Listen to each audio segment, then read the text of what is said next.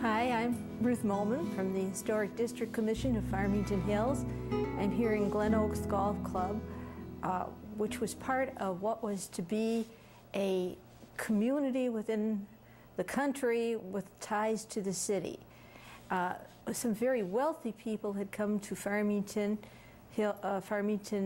Township, starting at the turn of the century, where they had their estates and could enjoy country living and still have ties to the city. In 1925, and that's when they met in the farmhouse that was on the land. They laid out the golf course first and used the farmhouse as their clubhouse. And later, Emily Butterfield, the Butterfield and Butterfield were to be the architects for this community. Wells T. Butterfield and Emily came to Farmington to build a church, and they never left. Wells was an early landscape architect, and Emily was the first woman architect to be licensed in the state of Michigan. The Country Club, which was the first part of the development, was a private corporation. It was followed by a new building on the property, and then the school, the Bond School, which came into being in 1927. Various additions had been made to the building. First, the ones put on by the Shriners in the 1950s, and then in 1994, under the auspices of Oakland County Parks and Recreation, the new banquet hall was added. We will now meet with Mr. Figa of the Oakland County Parks and Recreation, and he will give us a tour of this lovely facility that is here in Farmington Hills for the use of our community. Hi, we're here in the entrance to the, what was once the entrance to the ballroom of the Glen Oaks Golf Club. And I'm here with Joe Figa of the Oakland County, who did much of the work on this. Who was our architect for that addition? The architect for the original building was Butterfield and Butterfield, and I believe they did that back in the early 20s, and I think the building was probably finished back in 23, 24. I'm 25, actually. 25, okay. There was got those dates. It's on that plaque, in fact, I think outside. There was a farmhouse here, and they met in the farmhouse before they built the building, as I understand it. And then you have an addition that was done by... Right, it was done apparently by the Shriners, the first original addition to the building. Oakland County Parks and Rec acquired the facility in 1978, and then when we acquired it, it was approximately a 12,000 square foot clubhouse, which had already included some modification to the building, which they had replaced the original porch with an addition to the banquet room, and then they had added kind of a floor or garden room to the other end. Our first renovation took place in about 1979, 1980, and we primarily focused on the main portion of the building. I can remember when we did that, standing at this very spot, and I could see all the way to the end of the building. So we modified the restrooms, we added a pro shop, a grill room, and modified the golf locker rooms at that time. But we didn't really do much to the banquet portion of the facility. We did do a renovation to the kitchen, but not to the main room. And then you did the banquet room. I remember we approved that. Who was your architect? The architect on that was Jade. It's a blank. It was through Mike Kirk. Mike Kirk. That's Mike Kirk, right? What I was thinking of. Right, was the architect for it, and that was done through Greenberg and Associates, I believe, in Southfield. He works for them, and we completed this addition, which was the final addition to the banquet room, back in about a year ago. You know, his work is very highly respected. Yes, he's very much involved in historic renovation, so that's why that firm was selected. And they did a beautiful job. I was very impressed with it. And it meets the historical requirements of being clearly offset from the original building. You can see that when you look at it from the exterior, which is one of our requirements for an historic building, is to separate it. And we're very impressed with the way he did it.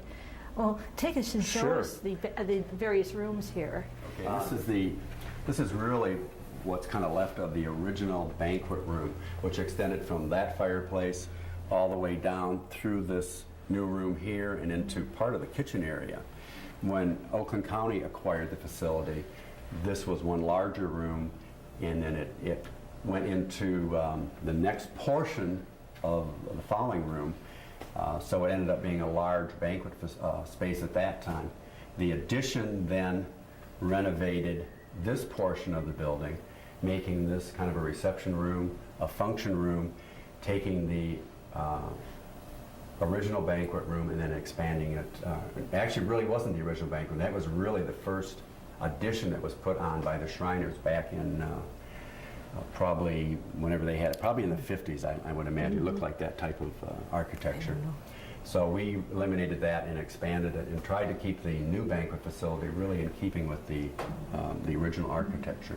If you want to... You said something about this fireplace being unusual. This fireplace, I always thought was kind of a jewel, but never really realized what was beneath it. When we inherited or acquired the building, actually this fireplace was totally encased in brick. You could not see it at all. It was just a small rectangular opening. It had brick to a point, and then it was paneling. It was done kind of like a 1950s recreation room. And during the renovation, I suggested actually to Oaks Management, who was our, they kind of run this facility. I suggested them that they remove that, and they were going to renovate this portion of the room anyway. So when they took the brick down, they discovered this. And actually, when we first looked at it, it had already been painted with an enamel, so it looked like a big metal encasing of the fireplace. So they decided to do some scraping, and the paint all came off, and lo and behold, we ended up with this beautiful original fireplace. And it really adds a lot of ambiance to this room. Is it cement or is it stone? It's limestone. It is limestone. And then they added, in the redoing of this this room here, they added, of course, the cherry paneling to it.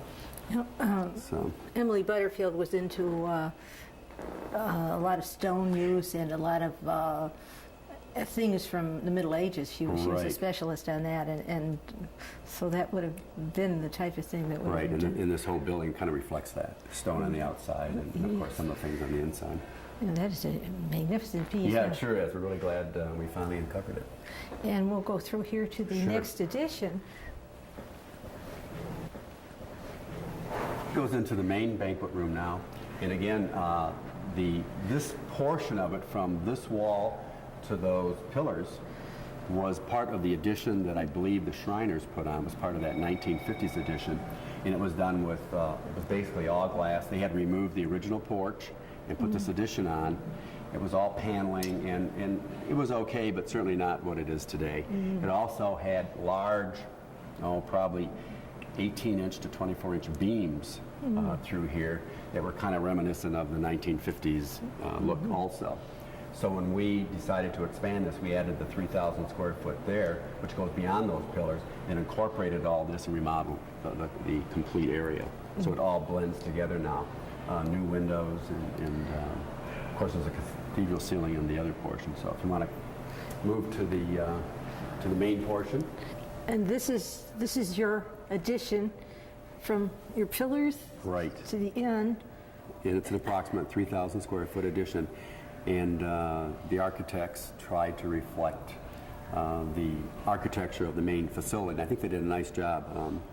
The windows have that kind of that same look, and of course it's much more open, and it really has a very nice feel to it. And also it's much closer to the golf course, so you get really a great view of the golf course. It's a 9-hole golf course. A 9-hole golf course. It's actually an 18-hole golf course. You made it into an 18-hole? Oh, it's always been an 18-hole. I didn't know that. I thought it was only a 9-hole. Yeah, it's about 125 acres, including the clubhouse and the golf course, and it's an 18-hole golf course, right? It was designed by Wells T. Butterfield. I understand he was a architect that would deal with plants and golf courses and this kind of thing. Architectural. Probably landscape architecture. Landscape architect. Which is what I am. Oh, you're a landscape? Yeah, I'm a landscape architect, right? Yeah. So you share this. I deal with that. I share that, right? With him. This room is kind of special too because it actually has the trim work in here is all custom and all cherry trim. So it gives it a nice, rich feeling. And your bar, you said, is new. It's a bar, right. The original complex did have a bar, but it was much smaller than that. So this has been greatly expanded, and it's all in cherry, and It so blends it a really lot. blends itself well with this, right? Where did they get these beautiful, beautiful fixtures? of the ceiling? That was through Oaks Management. Again, there are concessionaires that operate the facility, and they selected those and had those installed. So, and I think they're also very reflective of the architecture at that time, kind of a colonial architecture. It holds with the building. Yes, it does. And I love the view. The view is so magnificent of this golf course. Yeah, and actually that was improved about several years ago. The Drain Commission did some work improving the drainage on it, and so the new bridges and the stone and the way it's been regraded and that was done, and it really enhances the golf course. With the little bridges are adorable. Right. They had little ducks out here at one time, but I guess they're not out yet. I haven't. We get a lot of geese. Geese. Oh, Yeah. the geese you don't want anymore. Yeah, we do get a lot of geese. And it's used considerably. I understand they almost. Oh, yes, it's booked year or two in advance because it's a very popular facility with the golf course, and the clubhouse or the banquet facility now holds anywhere from 300 to 400 people depending on how they do the seating, so it will hold a large function. You know, they can keep the kids in the local area if they want them for their proms Yes, yes. here, which is, I think, a definite need of this community, not to have Right. the children running all over the place. Right. And just also to mention, too, about, I think, 1985, we've done a lot of improvements over the years to the building. And in 1985, the original slate roof was replaced. And Gene Fox, who was a former mayor of Farmington, also was on the park commission as a park commissioner. And she insisted, of course, that we keep the character of the building. So we replaced the slate roof with the new slate roof, very much like the original roof. So, and it really does keep the characteristics of the building. I was impressed. I looked in your ladies' room, and I like to take. That was once the card room that the gals used to come here and play cards. Okay. And I love what you've done with it. I wonder if maybe we could take a look at Yeah, that. both the bathrooms are done very nice. You know, the women's bathroom is done in a more feminine way, and of course the men's bathroom is done in kind of a very masculine way. And it's got a kind of a neat. You might want to photograph that too. A very neat mosaic on the floor, which was the Oaks Management again. They did some of the interior decorating. So Let's go take a look. Came up really nice. Okay, this was part of the renovation of this latest renovation, and what was kind of neat. And when she first mentioned she was going to do it, I thought, oh, I wonder what this is going to look like. But it really came out beautiful. This mosaic, actually, I think looks like kind of a tapestry on the floor, and it really does add a lot of character and ambiance to this room. And this room is done very masculine, with the deeper colors and the kind of a quarry look to it. Mm-hmm. Turned out very nice. Yes, even the knobs are unusual. Yes, With the yeah, those are nice. different knobs. Let's go look at the feminine side of it. Okay.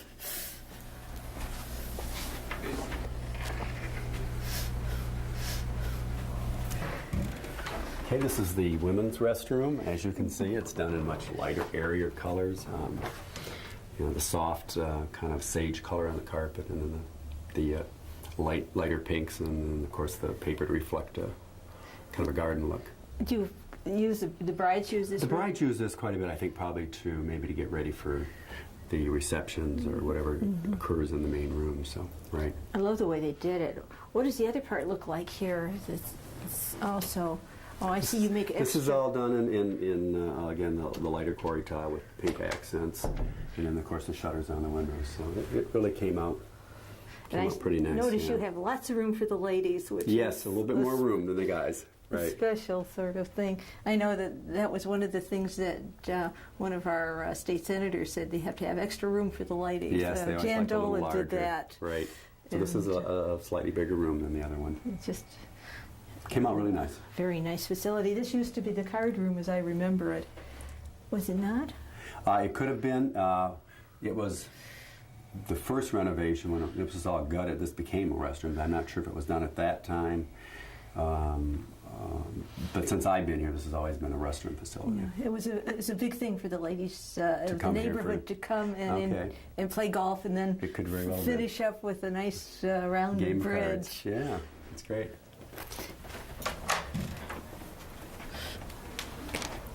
We're going to go take a look at your front hall and Okay. tell me something about that. Yeah, there's kind of an interesting story there too during our first renovation.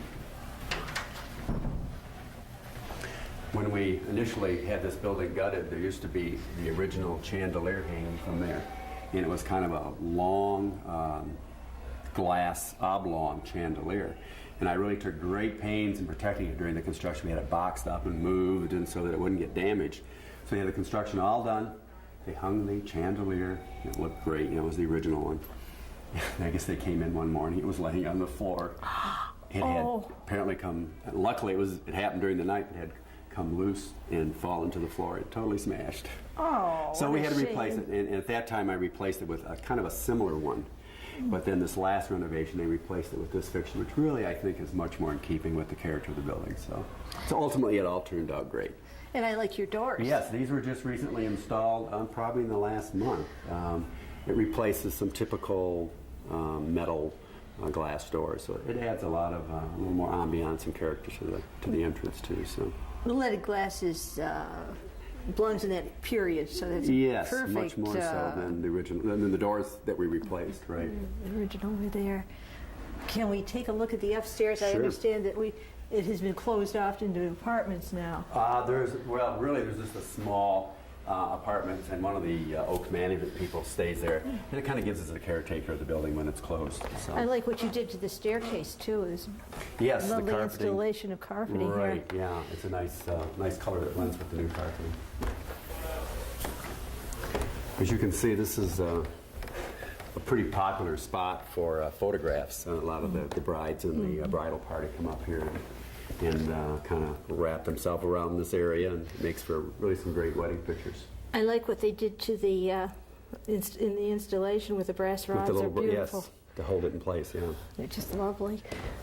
Kind of a nice little detail. They give it a lot of ambience. Right. Now these rooms at one time were used for other things, and that's the one in the middle is their storage area. That's just a large, basically an attic space, just a large open space, right? And these rooms I know were used at one time for some functions of the club. They probably were, I'm sure. Right now, there's again a small apartment that the person there is kind of the caretaker when the place is closed. And then we just have a small office there. So basically the upstairs is not really used by or open to the public other than this area. That used to be the bride's room, I Could very well have believe, been. at one time. Could very well have been. So it's everything is being used in a different manner, and Yes, it changes over time. and it's nice to see it evolving and not being lost. Yeah, it's one of the nice things. We have in our park system, we have two historic buildings. We have Glen Oaks and then also Addison Oaks, which was the Buell Estate, which is also a large manor home too. So we're really very pleased that those two facilities have been saved and preserved. We kind of take great pride in keeping them that way. I wonder how Emily would have felt if she came back Hopefully and saw she'd it be now. pleased. She might be disappointed that her original porch was gone. Yes. That was a beautiful porch.